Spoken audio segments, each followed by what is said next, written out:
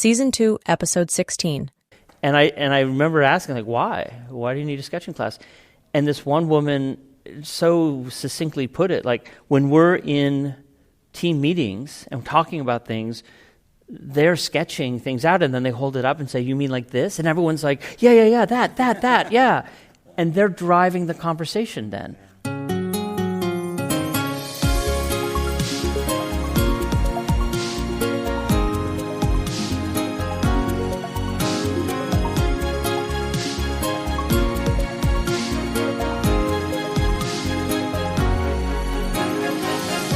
Hello, everybody. Welcome to UX Podcast, coming to you from Stockholm, Sweden.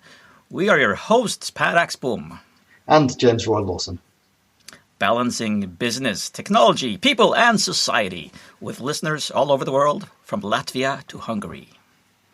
Nathan Shedroff is a seasoned professional strategist and serial entrepreneur, as well as a pioneer in the fields of experience design, interaction design, and information design.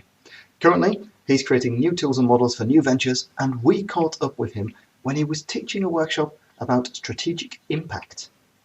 So we picked Nathan's mind about what makes a good strategy and ended up talking about how leadership works, the importance of sustainability, as well as the significant impact and value of design. This is actually the third time we've had Nathan on the show. But interestingly, this is the first time we're talking more about what Nathan does. Previously, he's been talking to us about sci-fi. Yeah, it's always been AI. Together with Chris Nossel before yes. When we've had him on the show. Today's interview was recorded at UXLX, which is a conference that is held every May in Lisbon, Portugal. Tickets are on sale now and sell out every edition. Nathan, you like me and Per as well. We've been in the business for a while, just a few years. To that point now where we probably don't want to mention exactly how many years it's been. But all of us in our careers go on journeys. It's an inevitable fact of life, isn't it? Working life, and one of the journeys that you're deep into now is the one regarding strategy and what you've experienced and noticed with the way strategy in the realm of digital design works or doesn't work. As the case often is, right? Yeah. I think in some ways my journey's always been about strategy, just not using those words and maybe not always knowing it. And that may not be different than most designers or other people who make things or interact with people to make things, because there's those elements are always there. They're acting on every decision. They're acting, the kernel of the frustration that it is the design condition or how we interact with others. So it's all, I think it all goes back to strategy at some point. Regardless of what level you are, like if it's product strategy, fine. If it's corporate strategy, that's different, but it's the same sort of experience. So I think it's something that we all struggle with and try to understand. In the military, you have operational awareness and situational awareness, and that's one of the ways to describe strategy. Everything about context, everything about markets, including customers and competitors, et cetera. It's all about situational awareness. What's the situation we're in so that we can understand how to act? And then operational awareness is all about, like, how do things work? How prepared are we? What do we need to be successful to operate? That's everything about operational awareness and operational strategy. So the two are there all the time at every level in everything we do. And it's just a matter of acknowledging the pieces so that you can do them more effectively. I guess in our silo, as it often is this, that we get frustrated with the strategy, that we know better. Why is that? Well, with the caveat of we don't always know better, like sometimes we think we do, but that's no different than everyone else, by the way, in the room, right? Everyone thinks they know better, mostly. And especially some professions know they know better, whether or not they do. That's very often the situation with MBAs, especially newly minted ones. I feel like I can be critical of MBAs because I have one, I've earned one, but that gives me the platform and the justification to be critical of that area. But they're taught that they are the masters of strategy and that they've been taught everything that's important. And very clearly, they don't know everything that's important. So part of this is just recognizing that we're all in the same boat. We all have not been given everything we need to be successful, and we're learning that along the way. Designers have key parts of the puzzle that other people lack. And so that leads us, and because specifically, if we're talking the big kind of design that we talk these days, as opposed to the design when I was brought up through design school, was a very different kind of design. Like go out and redesign everything the way you feel because the world will love it and the world doesn't. Right? Like now we talk about design from a user, customer, whatever centered approach, which is a very different way of seeing the world and acting on it. But because we're so close to the customers, and very often we're the only ones that are, or the only ones that are recognized as being valuably close to the customers as opposed to salespeople or customer service people, we see firsthand what's not working, who's not being served well, what value is left on the table, in a way that even our marketing peers don't, and certainly leadership doesn't because they're not next to it. They don't see it firsthand usually. And most of our operational peers don't. So we have a particular viewpoint that is definitely informed by direct experience and our techniques to get to that information that makes it very clear when the strategy doesn't appear to be working. So I think that gives us an extra anxiety or annoyance because we are so very close to it. Is it also the case that we're better suited at like communicating or visualizing what's going on? I think in some ways, yes. I mean, individuals have, their own distinct skills, so not everyone maybe is that great at visually communicating or like graphically communicating.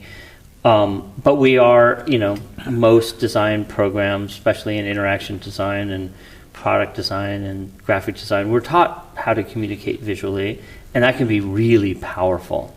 It's not the only thing that's powerful. The power of a story is is incredible sometimes. So you can tell a really important part of the story of what's happening or what could happen just verbally, but often just the ability to sketch and form models and put things together or separate them in different ways changes the conversation. The first year of the DMBA program, when we created this program, we always thought that the designers were going to be a little bit behind the eight ball because they didn't have accounting and economics and some of these other fields in their experience. But we also we actually saw more so the problem where the non-designers would come to my office and say, how can I take a sketching class on top of my load? Oh. And I remember asking, like, why? Why do you need a sketching class? And this one woman so succinctly put it, like, when we're in team meetings and talking about things, they're sketching things out and then they hold it up and say, you mean like this? And everyone's like, yeah, that, yeah. Wow. And they're driving the conversation then. Yeah. I can't do that. Yeah. I need to be able to do that. And so it really flipped my expectations, but it also highlighted the reality of, these skills are super powerful. We don't always know what to communicate in order to tell the whole story, but most of designers have a tremendous power in being able to visually communicate if they just sort of come up to speed on the rest. Yeah, so the rest, so there you've got two halves of the same pie, I guess, that you've got the designers that need to be more non-designers or MBAs or whatever, and then the MBAs that need to be more designers. Yeah, it feels more like there's multiple pies and like you're only in command of a half of one of them. Yeah, you're essentially right. Yeah. So So when we've got that frustration, we've got that strategy, that plan that we're not comfortable with, and we've also started to gather insights that add fire to our already burning frustration. What's our next step as designers? I think that there's no one right answer, of course, but I think that one thing that really helps is to expand your understanding of the context that you're working within. So that's on many levels: your team, your company or organization, the context of your customers live within, not just in a functional product standpoint of, this is the task and these are the touch points and therefore how do those work, but really in a societal context and even outside of that. Climate change is probably the most important issue in all of our lives, in every decision, affecting every organization, and it's mostly not in the conversation in most of our day-to-day, right? So you can expand the context pretty wide, and this goes far beyond what designers are expected to do and what they've been educated or prepared to do. But the reality of being a human in the 2020s is that we need to understand things we've never been asked to, because in a systemic world and everything's a system, there's many systems, they're all connected. And so it's going to touch whatever we're designing, whatever the response to a challenge is, there's all these things touching it that we have never been taught or given tools to deal with, and yet they're there. So I think as designers, in order to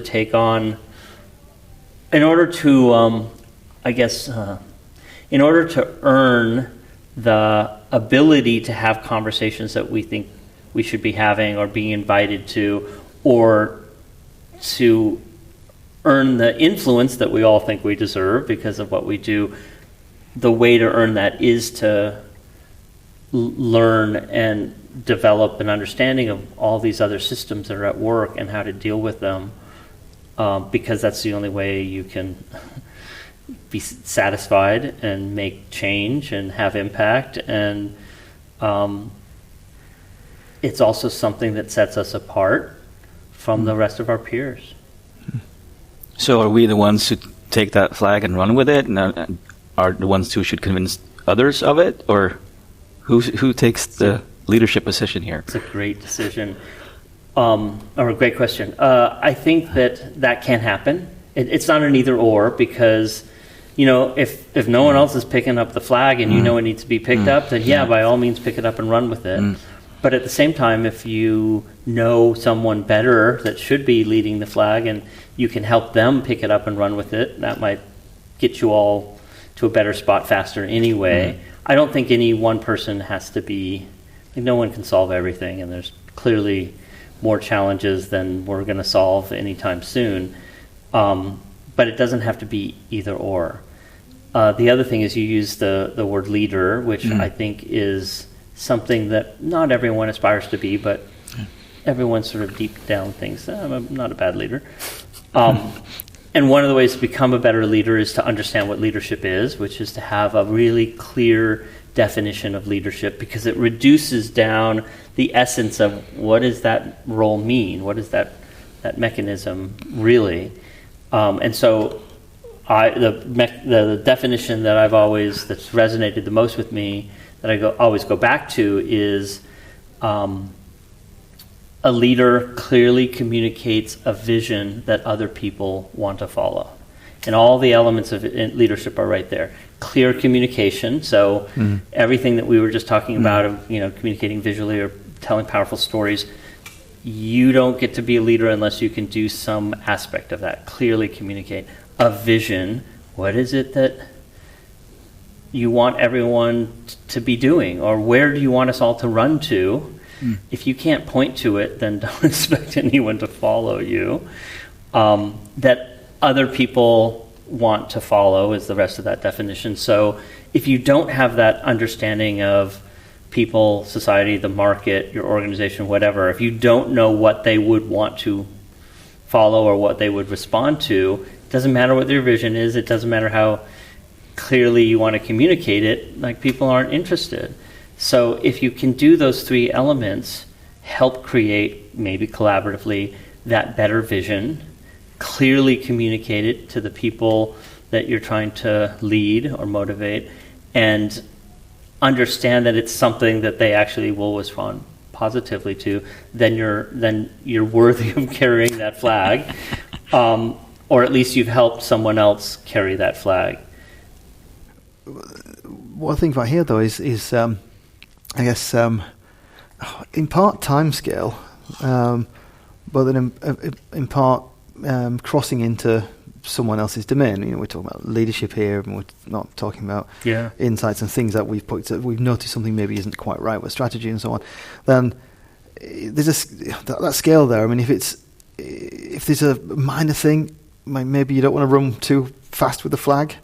Otherwise, some of these things we're going to be chipping at for a long period of time.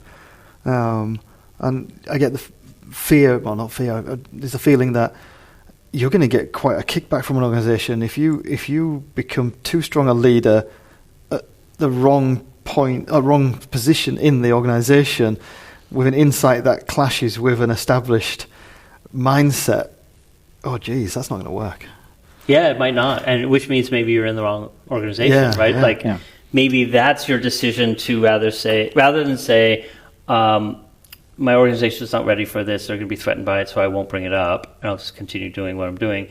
The other option is, no, this is important to me and this needs to do. I'm going to go find another group of people that want to do it. Both are, there's probably other choices in there too. But the other thing about leadership is, and this definition being so clear and generative, is that there's nothing about authority in there. You don't have to be at the top of an organization to enact that, right? And so we have examples of people leading from the top, obviously, so maybe Steve Jobs or Jan Carlson, or people leading from the bottom, like in the US we have Norma Ray as an example of a union worker who's on the lowest end, and yet was able to lead her company to change. And then you have people in the middle, and you even have people outside the organization. So you can look at like a Martin Luther King, again in the US, where he's not in that organization, yet he's able to clearly communicate a vision that people want to follow, and has assumed a leadership role even though he's not part of that immediate system. So we can lead from anywhere, should we choose to, if we do this thing correctly, and we can always choose not to as well. It's not something we're up for. Yeah, in that kind of situation where you're actually leading from outside, that becomes quite I can imagine that being an easier thing to point to and say, look, that's a guiding light, that's what we should be doing. So you spark off a conversation or a process in your organisation because of that external spark. Right, exactly. Well, and there's many examples to point to, but I'll take one, and that is the sustainability, initiative. There's a whole world of, sustainability consultants and leaders and all sorts of stuff. But one of the things we have all done really poorly is create that vision of a more sustainable world that people will want to vote for or run to or contribute to. Like, we've been really good at the dystopian visions of what we don't want or what's going to happen, but we've been really bad about exciting people and encouraging them to go to that other better place. And until you do that, it's not really going to happen. There's another quote by Harvey Milk. I'm from San Francisco, and Harvey Milk was a activist that ran for public office and became a board of supervisors. And he was sort of one of those unlikely leaders. Like, he never wanted to be in politics and didn't see himself doing it, but saw what needed to be done. And he used to say one of the elements of leadership was figuring out where the crowd is going and then getting out in front of them, which is kind of funny, but also speaks to some of what we do in design, which is figure out what the audience or the users need and what they're ready for or what they might be excited about, and then go lead them doing that, which is to say lead our organizations to provide that. Yeah. And that's so important, isn't it? Sorry. Because it feels like often we are trying to invent where people should be rather than figuring out where do they actually want to go, and how can they contribute in their own way? Yeah, and again, there's no only right way to do this, right? So Steve Jobs, of course, was very famous about saying you can't ask people for what they want, because you would never get the Macintosh. You'd get a PC computer with a little more memory and a little bit more speed and whatnot, right? And so it's a careful balance, because it's not prescriptive for design. It's not the designers go out and figure out what the specs are supposed to be because people told them, and then have to follow those specs. It's much more generative. So no, people don't know what's possible. We can go out and really well document their needs, their desires, their aspirations, their associations, but they're not going to be able to tell us what that new thing is or what it looks like or how it works exactly. They'll be able to give us the conditions for its success, but it's still there's still a huge creative process and set of things that need to be agreed upon and designed and then delivered in order to meet those needs. So it's a little bit of both, and different organizations might balance that mix differently. This is also one of the issues with co-design, where or participatory design, where we acknowledge that design has had a history of parachuting in and solving a problem and patting ourselves on the back and then leaving, and the problem's not really solved or isn't solved for long. So we have something called participatory design, which is sit down and put users into the process and have them participate in it so that they have a connection to it. And then there's issues with that as well. So you have a group of people that say that's not right. Why are you asking them to solve to do your work for them, even if your work is to solve their problems, right? So there's no one right way to do any of this. I think that as a designer, you have to balance all these factors to find what's going to work most appropriately or most sensitively in any given situation. Well, Nathan, thank you very much for joining us today. It's been lovely. Sure. You sort of opened so many cans of worms. Fantastic. So when I listened back to this interview, and towards the beginning when Nathan was talking about operational awareness and situational awareness, he had this sentence where he said, you need to understand the pieces so you can do them more effectively. And I took notice of how he used the word effectively rather than efficiently. And there's an important nuance there, of course, and that's why I'm bringing it up now, in that we so often talk about things being more efficient. But it's important to realize you're not trying to do things faster. You're not even trying to accomplish other stuff all the time. So sometimes you just want to do the same things but have a bigger impact in what you are trying to accomplish, what you related to what your goals are. Yeah. And I think in the design world, we talk a lot about operations, or design ops. That is a thing. There's conferences, there's books, there's stuff about it. Whereas when we look at situational awareness, that's not as clearly as labelled as a thing. We talked there about how designers do have enhanced situational awareness, but I think that gets confused a lot of the time with operational effectiveness or efficiency, or what you say, and or maybe it gets blended in with research, discovery, those aspects of the work we do, and that's not really what Nathan and what we were bringing up there in the chat. I mean, this is because in those situations that you're talking about, you're not looking inwards. You're not looking at where you are working and the people you are working with. I can think of a situation where you have a company of 10 people with certain types of competencies, certain type of education. You have another company with the exact same education experience, but the people are different. And with situational awareness, that means you need to understand where the people are coming from, the context of their lives, how you can talk to them as individuals, as human beings. That is situational awareness that helps you accomplish goals related to your business as well. Because if you aren't taking those things into account, two different companies with the same exact competencies can succeed or fail based on your understanding of how people relate to each other. And exactly, but it doesn't. Of course, it doesn't stop at the boundaries of the organisation. Exactly. So, Nathan's talking about understanding of systems and domains outside your own, so that you need even more enhanced situational awareness, because it has to go beyond your team or group. It has to go beyond the walls of the organisation. It has to go out there into society.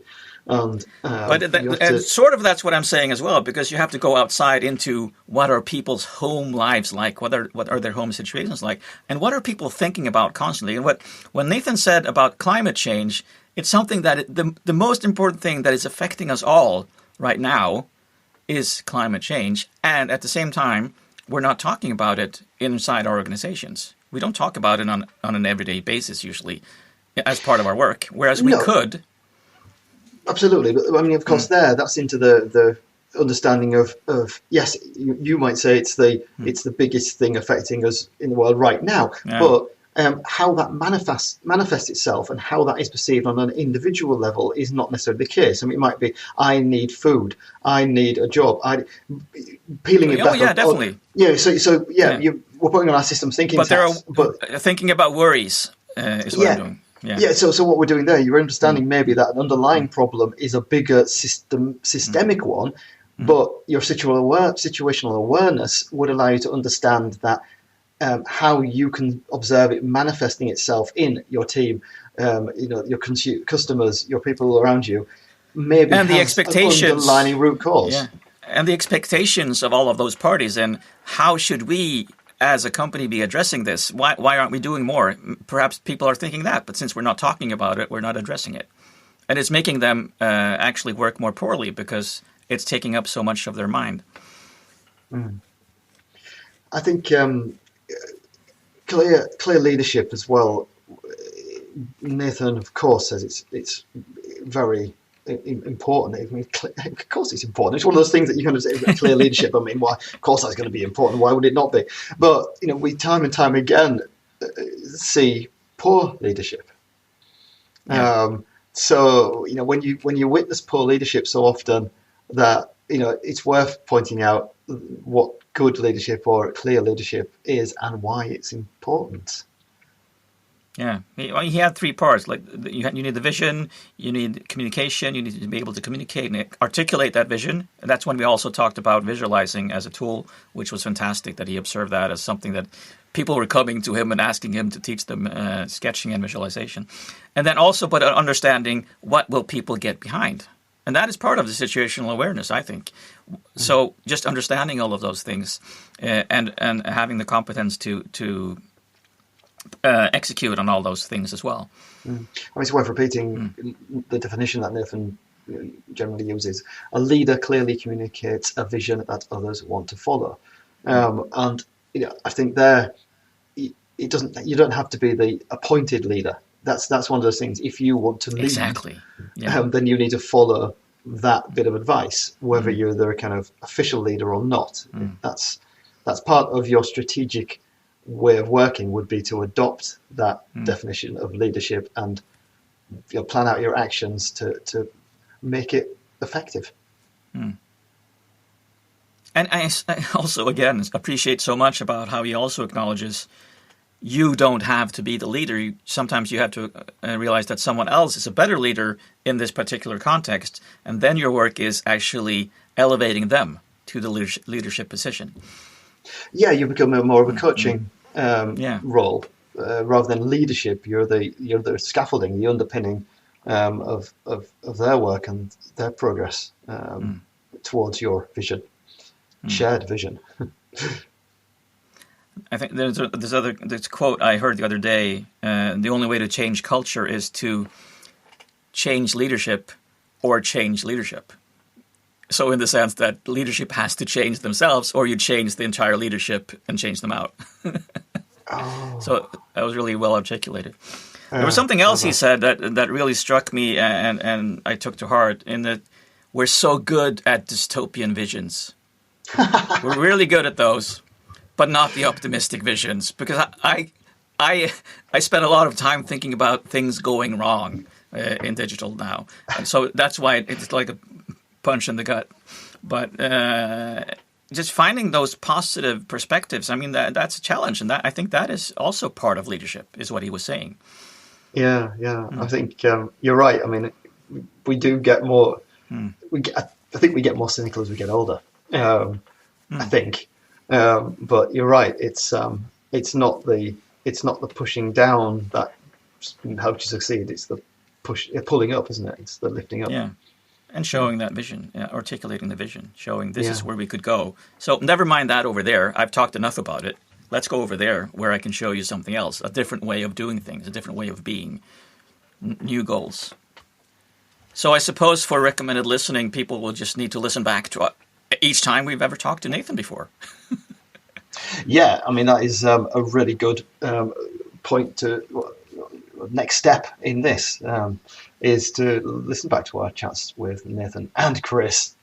Yes. They're really interesting and thought-provoking chats. And if you want to know exactly which ones they are, so you can dig them up in your podcaster of choice, then, well, 314. This is like all the numbers are here. 314. That was the most recent chat we had in September with Nathan and Chris Nussel. And then prior to that, it's available as episode 216. Originally episode 25. So depending on where you are in scrolling, you might find 25 easier to reach than 216. But that was one of our earliest interviews ever when we talked about sci-fi interfaces with Nathan and Chris. Oh, so much fun. And if you want James and Per, us, as part of your next conference, event, or in-house training, we are offering workshops, talks, and courses to inspire and help you grow as individuals, teams, and organizations. Get in touch by emailing hey@uxpodcast.com. Remember to keep moving. Well. Sorry. What did you say? I don't know. Just ignore me. You have to clip that out now. I was just babbling. When you say growing, I started thinking about growing plants. You're only thinking about your gardening right now. Yeah, it's that time of year. But it was snowing today. It did. Remember to keep moving. See you on the other side.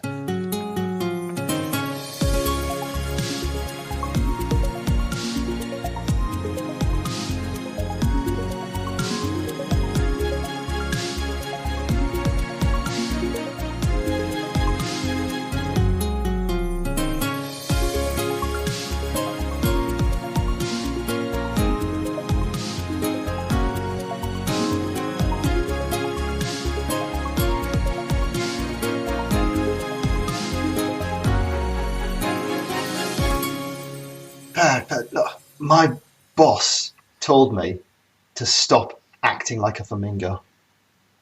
Your boss told you to stop acting like a flamingo. Yeah. I had to put my foot down.